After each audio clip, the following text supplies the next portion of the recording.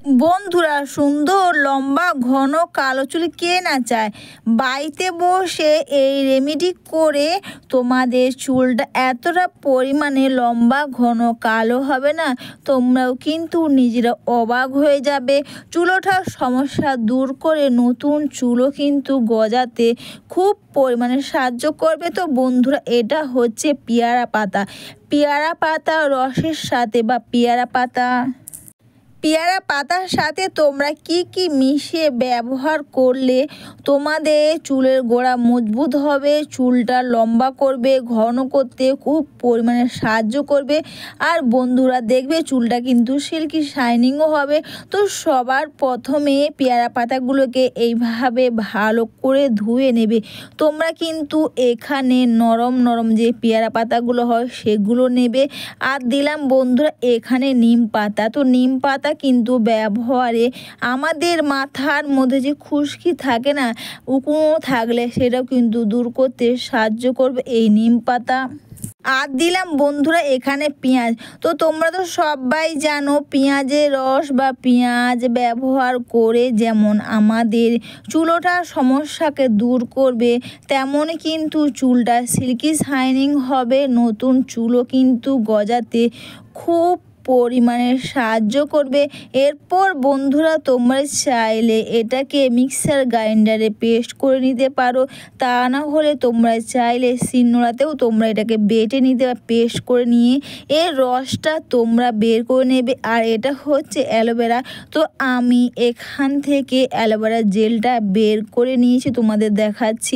Aloe vera gel বা aloe vera ব্যবহার করে কিন্তু আমাদের চুলটা সিল্কি শাইনিং তো হবেই, তাছাড়া বন্ধুরা চুলটা খুব সুন্দর ভালো থাকবে। এখান থেকে তোমরা রসটা খুব সুন্দরভাবে এটা বের করে নাও।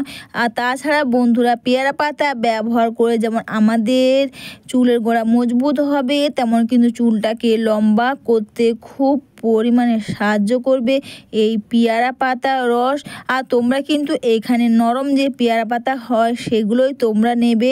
আর দেখো এই রসটা রেডি হয়ে গেছে। এরপর তোমরা চাইলে এটাকে স্প্রে বোতলের মধ্যে বা কটন প্যাডের মধ্য দিয়ে বা তোমাদের যেটা সুবিধা হয় তোমরা সেটা হিসেবে তোমরা ব্যবহার করতে পারবে।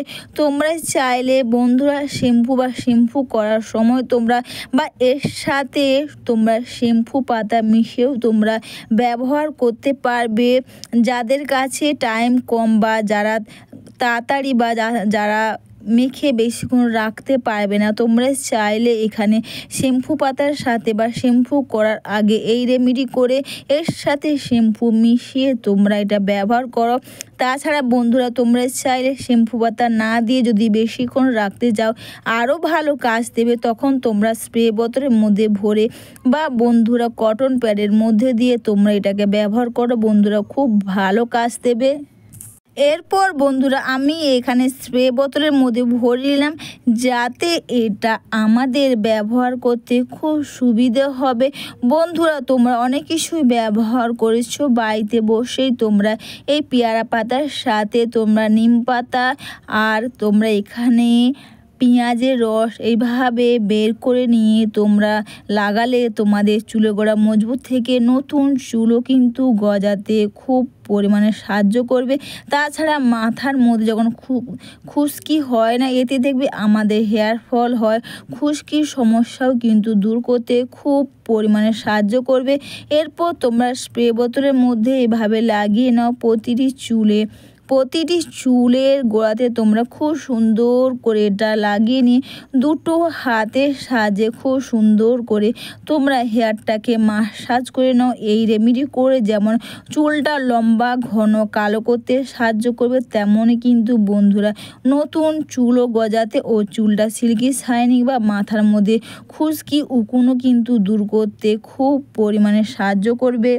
তোমরা যদি শ্যাম্পুর সাথে মিশিয়ে ব্যবহার করো তাহলে তোমরা এটা মেখে নিয়ে তোমরা 10 থেকে 15 মিনিট রেখে দিয়ে একটু বেশি করে শ্যাম্পু দিয়ে নিলে তোমাদের আর শ্যাম্পু করার সময় বেশি শ্যাম্পু না দিয়ে কন্ডিশনার দিয়ে তোমরা ধুয়ে নিতে পারবে। আর তাছাড়া তোমরা যদি আমার মতো একটু বেশিক্ষণ রাখতে চাও তাহলে 1 থেকে 1.5 ঘন্টা 2 ঘন্টা তোমরা রেখে দাও। তারপর বন্ধুরা শ্যাম্পু কন্ডিশনার দিয়ে তোমরা চুলটাকে ধুয়ে নেবে। তোমরা প্রতিটি চুলের গোড়াতে এটা মেখে নিয়ে দুটো হাতের সাহায্যে খুব সুন্দর করে এটাকে মাসাজ করে তোমরা 1 থেকে 1.5 ঘন্টা রেখে দিয়ে নর্মাল জল তোমরা কিন্তু শ্যাম্পু কন্ডিশনার দিয়ে চুলটাকে তোমরা ধুয়ে নেবে। এই রকম দুটো লম্বা ঘন ও সিল্কি শাইনিং চুল পাবে বাড়িতে বসে, তাও এই রেমেডি করে চুলটা দ্রুত পরিমাণ লম্বা হবে, নতুন চুলও গজাতে খুব পরিমাণে সাহায্য করবে। বন্ধুরা তোমরা সবাই ভালো থেকো, সুস্থ থেকো, সবাইকে টাটা।